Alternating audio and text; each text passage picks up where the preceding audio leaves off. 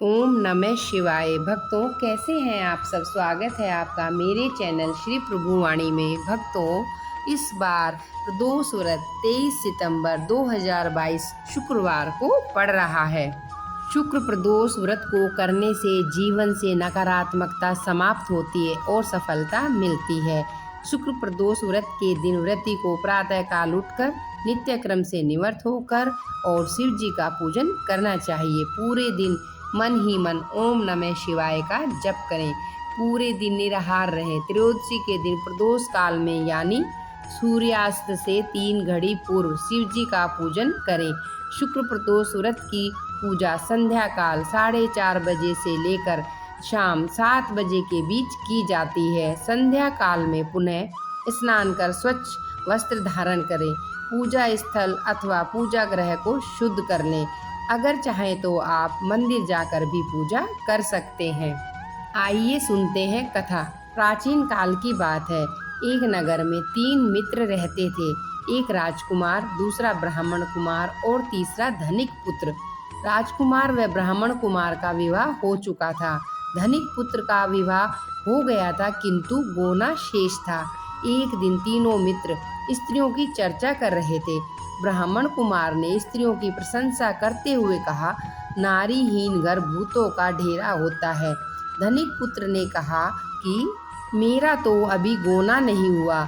यह सोचकर वह फिर भी अपनी पत्नी को लेने चला गया। माता पिता ने उसे समझाया, अभी शुक्र देवता डूबे हुए हैं, ऐसे में बहू बेटियों को उनके घर से विदा करवा कर लाना शुभ नहीं होता। किंतु धनिक पुत्र नहीं माना। ससुराल जा पहुंचा। ससुराल में उसे रोकने की कोशिश की गई मगर उसने जिद नहीं छोड़ी। माता पिता को विवश होकर अपनी कन्या की विदाई करनी पड़ी। ससुराल से विदा हो पति पत्नी नगर से बाहर निकले ही थे कि उनकी बैलगाड़ी का पहिया अलग हो गया।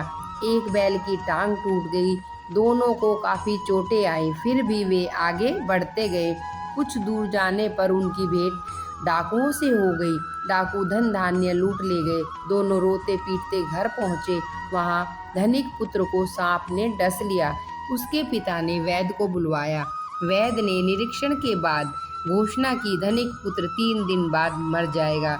जब ब्राह्मण को यह पता चला तो वह तुरंत अपने मित्र के घर आया। उसने माता पिता को शुक्र प्रदोष व्रत करने का परामर्श दिया और कहा, इसे पत्नी सहित वापस ससुराल भेज दें। यह सारी बाधाएं इसलिए आई हैं क्योंकि आपका पुत्र शुक्रास्त में पत्नी को विदा करा लाया। यदि यह वहां जाए और बच जाएगा। धनिक को ब्राह्मण कुमार की बात ठीक लगी।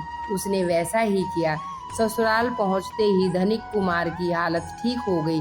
शुक्र प्रदोष व्रत के महात्म्य से सभी घोर कष्ट टल गए। ओम नमः शिवाय। भक्तों, कथा के बाद शिव की आरती करें। उपस्थित जनों को आरती दें। सभी को प्रसाद वितरित कर दें। उसके बाद भोजन करें। भोजन में केवल मीठी सामग्रियों का उपयोग कर सकते हैं।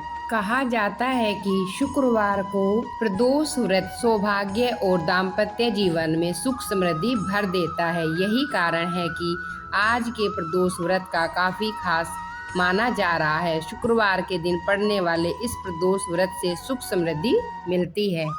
भक्तों, अगर आपको मेरे द्वारा दी गई जानकारी अच्छी लगे तो आप मेरे चैनल को लाइक और सब्सक्राइब अवश्य करें।